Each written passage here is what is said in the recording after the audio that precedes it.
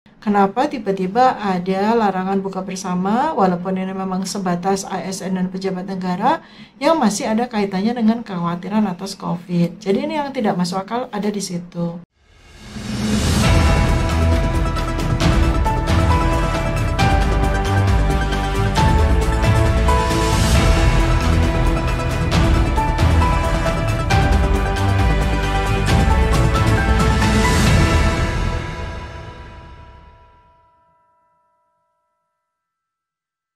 Bagaimana tentang buka bersama yang dilarang oleh Presiden Jokowi terhadap ASN dan pejabat negara yang beberapa hari setelah keluarnya larangan tersebut tetap juga dilanggar ya oleh para pejabat negara padahal gitu ya. Nah, sebenarnya yang menjadi keberatan dari rakyat atas larangan tersebut itu bukan soal buka bersamanya, tetapi soal kaitannya yang dikaitkan oleh Presiden terhadap COVID ya. Nah, itu yang menjadi keberatan dari rakyat ya. Harus diingat ya bahwa sekarang ini kan rakyat terutama sejak 3 tahun terakhir ini kan sangat kritis, sangat cerdas, sangat mandiri dalam memiliki pandangan dan rasionalisasi terhadap apa kejadian-kejadian yang terjadi ya, sehingga tidak serta-merta juga saat ini rakyat itu harus menerima segala katakanlah instruksi ataupun larangan ataupun undang-undang apapun itu dari pemerintah dalam hal ini dari presiden itu secara begitu saja ya, karena pasti kita akan melakukan analisis terhadap larangan-larangan tersebut terutama dari sisi buka bersama di bulan Ramadan ini ya. Kenapa tiba-tiba muncul larangan buka bersama dengan alasan adanya kemungkinan kerawanan dari COVID ya. Jadi COVID ini dalam masa transisi dan sebagainya. Padahal kalau kita melihat dari alasan tersebut ya tentu saja tidak masuk akal. Karena pertama apa? Presiden sendiri sejak tanggal 31 Desember 2022 sudah mencabut PPKM. Artinya situasi COVID di Indonesia itu dengan pencabutan PPKM tersebut kan pemerintah sendiri sudah menyatakan aman.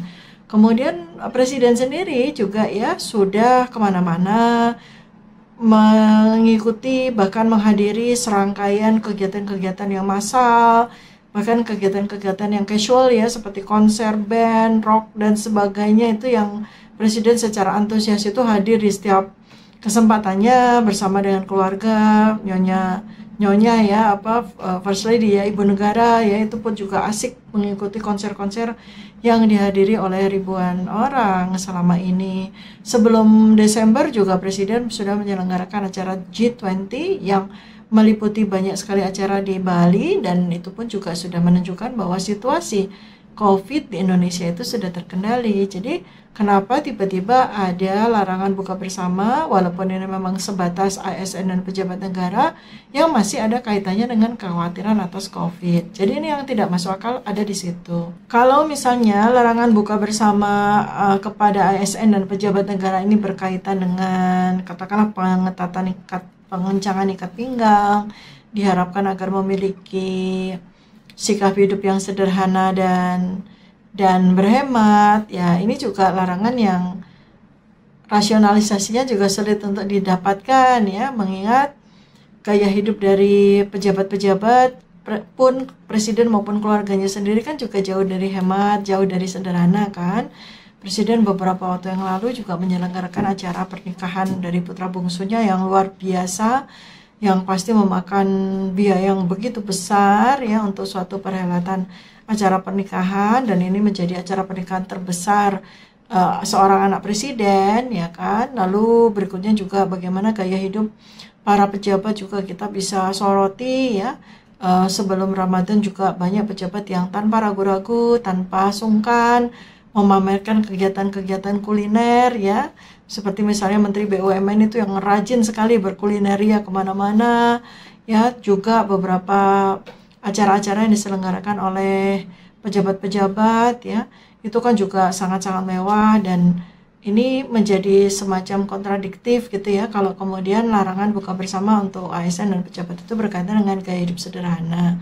Ya sebelum melarang ya sebaiknya melihat dari kaca sendiri ya, apakah memang dirinya sendiri itu sudah melakukan hidup sederhana atau tidak. Jangan-jangan Jangan karena Ramadan terus tiba-tiba bersederhana ria, dan apalagi ini kaitannya dengan buka bersama. Buka bersama sendiri ya sebagai suatu kegiatan yang menjadi budaya selama bulan puasa Ramadan, dan itu bukan sekedar budaya biasa ya, karena memang ada hadisnya ya, ada tuntunannya sabda Rasulullah Shallallahu Alaihi Wasallam yang menyatakan bahwa pahala dari seseorang yang memberikan buka ya, memberi makan kepada orang yang berpuasa itu pahalanya sama dengan pahala yang dimiliki oleh orang yang diberikannya buka makanan selama untuk berbuka ya. Luar biasa kan berarti. Jadi sebetulnya soal buka bersama itu bukan soal kemewahan, bukan soal berfoya-foya atau menghambur-hamburkan uang negara, tetapi bagaimana kebiasaan berbagi, memberi makan kepada siapapun juga yang sedang menjaga puasa, itu ada suatu kegiatan yang sangat baik. Apalagi kalau misalnya larangan itu berkaitan dengan ASN dan pejabat negara untuk menyelenggarakan buka bersama. Nah, kalau seandainya ASN dan pejabat negara itu menyelenggarakan buka bersamanya itu dengan menghadirkan anak yatim, menghadirkan duafa, apakah tidak kemudian menjadi tidak boleh? Ya kan sayang ya, karena kesempatan untuk memberikan pahalanya tuh berlipat-lipat itu pada bulan Ramadan ini. Jadi kalau ASN dilarang, pejabat negara dilarang, juga malah tidak menjadi produktif ya larangan tersebut. Apalagi kalau kemudian dikaitkan juga dengan bagaimana suatu penyelenggaraan dari satu kegiatan itu selalu berkaitan dengan APBN ataupun APBD. Nah, ini yang memang tidak tepat juga. Sebab buka bersama mestinya diselenggarakan di luar dari tanggungan negara maupun tanggungan pemerintah daerah. Nah, itu kalau itu saya setuju ya, jangan sampai kegiatan buka bersama itu menghabis-habiskan uang negara dari APBN maupun APBD. Nah, kalau itu juga ya, kalau dilarang ya wajib ya. Berarti larangan itu harus dikoreksi. Misalnya seperti larangan untuk melakukan buka bersama dari ASN dan pejabat negara kalau menggunakan dana APBN ataupun APBD. Nah, itu baru boleh tuh. Itu suatu larangan yang sangat bijak itu Pak Presiden ya. Itu. Tapi kalau kemudian kaitannya dikaitkan dengan hal yang lain, apalagi dikaitkan dengan COVID, ya itu menjadi larangan yang jauh dari bijaksana ya kan. Seperti itu sih sebenarnya. Jadi sekali lagi sebenarnya bukan hanya presiden ya, menteri dan semuanya.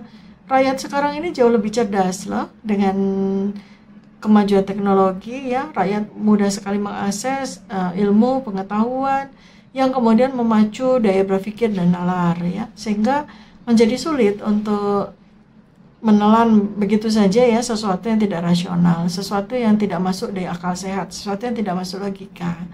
Bahkan logika yang sederhana ya, common sense begitu nggak masuk, itu kan menjadi pertanyaan besar dan bisa menjadi blunder bagi presiden sendiri yang saat ini sepertinya sangat membutuhkan ya simpati dari rakyat terkait dengan segala sesuatu yang terjadi pada pejabat akhir-akhir ini ya. Banyak korupsi, banyak penimbunan uang negara ya, banyak penyalahgunaan wewenang ya. Itu kan yang membuat presiden ini popularitasnya di mata masyarakat itu menjadi sangat berkurang. Jadi jangan kemudian ditambahkan lagi dengan larangan-larangan ataupun membuat instruksi-instruksi yang sekali lagi kontraproduktif, tidak produktif bagi citra presiden. Itu himbauan saya. Ya, kepada seluruh sesama masyarakat, sama rakyat Indonesia, saya mengimbau jadikanlah kegiatan buka bersama itu sebagai ajang untuk berbagi kepada terutama orang-orang yang membutuhkan. Siapa itu? Pertama adalah orang-orang yang sedang menjalankan puasa.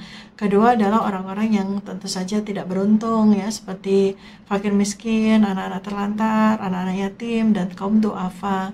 Jadi seandainya ASN atau pejabat negara atau siapapun juga yang memiliki keluangan uang, keluangan harta, keluangan rezeki, alangkah sangat baiknya Anda menyelenggarakan buka bersama yang melibatkan yang utamanya dialamatkan kepada para fakir miskin dan orang-orang yang tidak memiliki keberuntungan seperti Anda semuanya. Itu insya Allah pahalanya akan sangat luar biasa.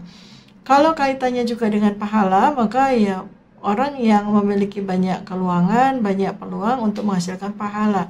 Kalau kita memberi makan orang yang berpahala, maka pahalanya itu sama dengan yang kita dapatkan tuh pahalanya sama dengan pahala orang yang kita beri makan ya. Berarti kan orang yang memiliki keluangan itu adalah orang yang lebih afdal untuk diajak berbuka bersama begitu ya, kalau kita lihat dari soal potensi pahala ya. Tetapi kalau kita lihat dari sisi berbagi, kita lihat dari sisi kemanfaatan ya, itu tentu saja kalau seandainya dana yang dialokasikan untuk buka bersama kita alokasikan untuk memberi makan, memberi buka ya, untuk makan kepada kaum duafa, fakir miskin, anak yatim dan anak terlantar, itu insya Allah akan menjadi hal yang sangat-sangat bermanfaat dan sangat mulia.